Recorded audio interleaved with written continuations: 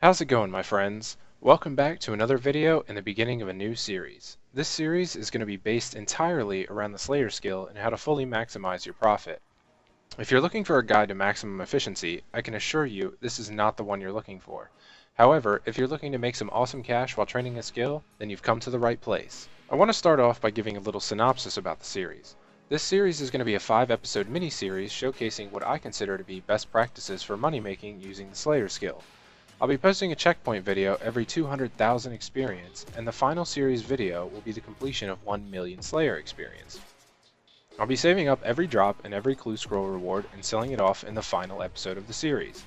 Throughout the series, I'll only be doing tasks that I believe have the best chance of making the most profit possible. I'll complete the tasks I take on and document as much information as possible related to profitability. This will include the NPC to slay, the amount the task is comprised of, Slayer experience earned, estimated value of items dropped, value of supplies used, profit made, and the GP to XP ratio of the profit. If you'd like to see exactly what I've come up with, check out the description of this video and grab the Excel spreadsheet that lists and calculates all this data.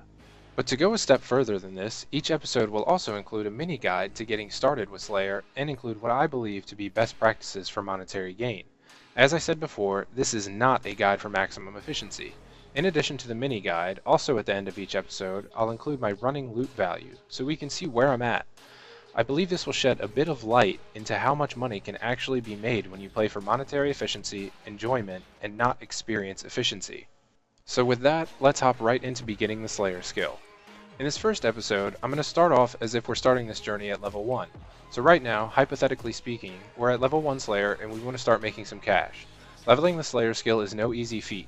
Early on, it seems easy, but at the higher levels it can become incredibly time consuming. But if you're interested in money, this is where it's at. First off, in my opinion, Slayer isn't something you're going to want to get started on right from the creation of a new account. I've gotten 99 Slayer 3 times on 3 separate accounts, and I can assure you, you don't want to be jumping into it at level 3, walking out of Lumbridge for your first time. Slayer is something you'll need to work into once you've trained your combat level up a bit. There are 3 Slayer Masters which can be used prior to level 40, Turiel in Berthorpe, Cristelia in Edgeville, and Majna in Canifis. These are 3 Slayer Masters that I have never used. Their tasks offer little monetary gain and generally just help lower levels to get going. For my first recommendation to you, I suggest we bypass these Slayer Masters altogether and concentrate on gaining some combat levels. My next suggestion is to wait until at least level 50 combat before beginning the skill. This will enable you to more easily complete your tasks at the next available Slayer Master. However you'd like to level your combat to 50 is entirely up to you, because once you hit level 50, the combat experience and training will increase exponentially. So once you're level 50, you can begin your Slayer journey. The first thing you're going to want to do is acquire a black mask. If you can't afford one initially, don't worry, this guide will help you save up until you can purchase one. The black mask is a unique stat boosting item that only works while on a Slayer task. This item increases your attack and strength invisibly by 15% while fighting an NPC you were assigned by a Slayer Master. The mask is a very important part of the skill, especially when paired with stat boosting potions. The mask can also be imbued to include ranging and magic, but we'll get into that in a later episode. Once you have a black mask, it will allow you to complete your tasks easier and faster due to the increased accuracy and damage it provides. The first Slayer Master that I suggest you use is called Wanaka. He's one of the most popular Slayer Masters in the game. Wanaka resides in the Edgeville dungeon east of the Wilderness Gate. Wanaka also requires a combat level of 40 to be used, but since we've already trained and achieved a combat level of 50, we're more equipped to use Wanaka as our first Slayer Master. When completing tasks for any Slayer Master, you'll be rewarded with Slayer points. You'll receive Slayer points for every task you complete in a row, with bonuses at every 10th, 50th, 100th, 250th, and 1000th task. For Wanaka, you'll receive 4 Slayer points per completed task.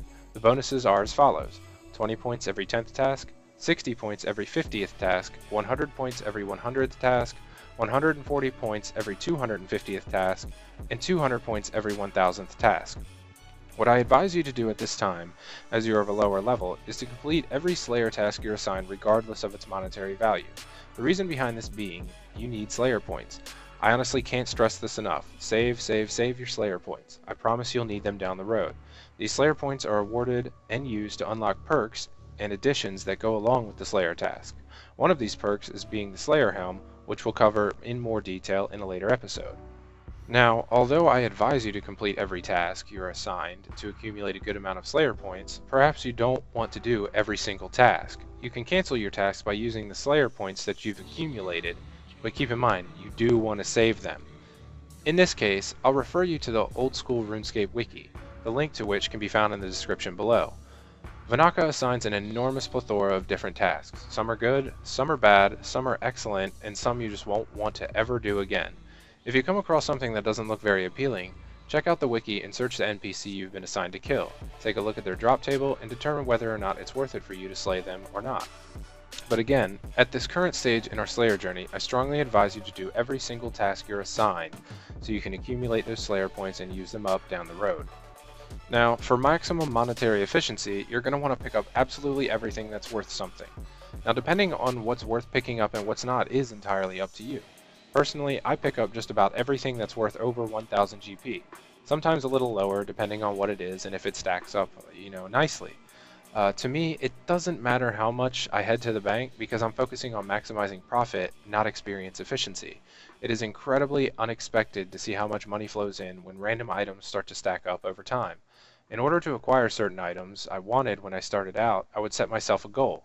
For example, maybe from level 1 to level 40 Slayer, you save all of your drops. You let them stack up, then once you hit 40, you sell it all off and see how much you've got. Maybe you can afford a new set of armor or a black mask. It all depends on how you go about picking up your drops. I wouldn't have the bank I have today without following my own advice that I'm giving you. I promise it does work and it will make you good money. So as far as getting going with the Slayer skill, this is where I'll leave it for episode 1. I believe this is a good starting point for anyone new to the game or not so new and just hasn't started slaying seriously yet. This method will accumulate you some points, and if you're picking up valuable drops, you'll start turning a profit in no time. But for now, we're going to hop over to my personal Slayer journey that's accompanying this series. I'm already level 99 Slayer, so the purpose of this series is essentially to get newer players going and show you how much money you can make once you achieve a higher Slayer level. So, we'll start off with my main loot tab.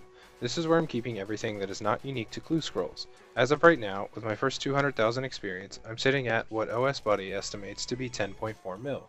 Now when I say I pick up everything, I really mean I nearly pick up everything. You'll see in there that I even pick up the rune javelins, rune knives, and rune darts dropped by metal dragons. You can also see some of the crappier drops from the cave kraken that includes the seaweed and unpowered orbs. It does sell, and it's more GP than I had when I started, so why not pick it up?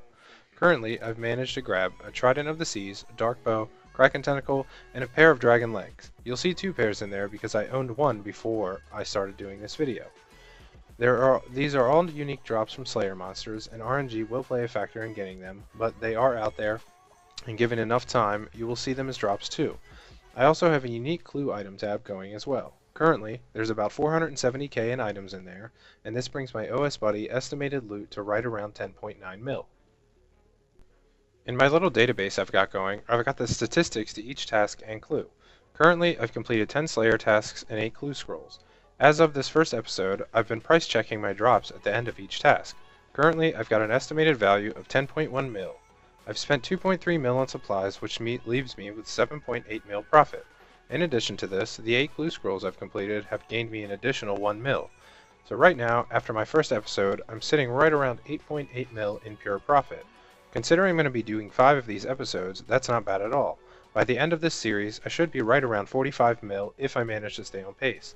If you're wondering about the difference in price between my spreadsheet and OS Buddy, it's because the Grand Exchange prices fluctuate from day to day. If you'd like to check out the actual data I've accumulated, check out the Excel spreadsheet file that's provided in the description via the Google Drive link that I've supplied.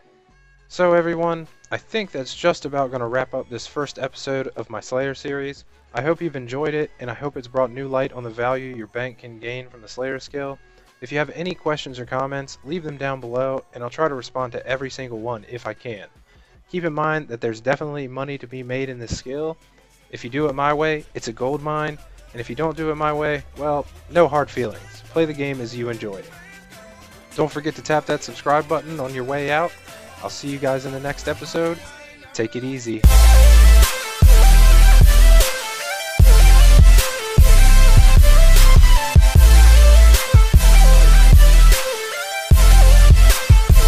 I'm like, hey, what's up?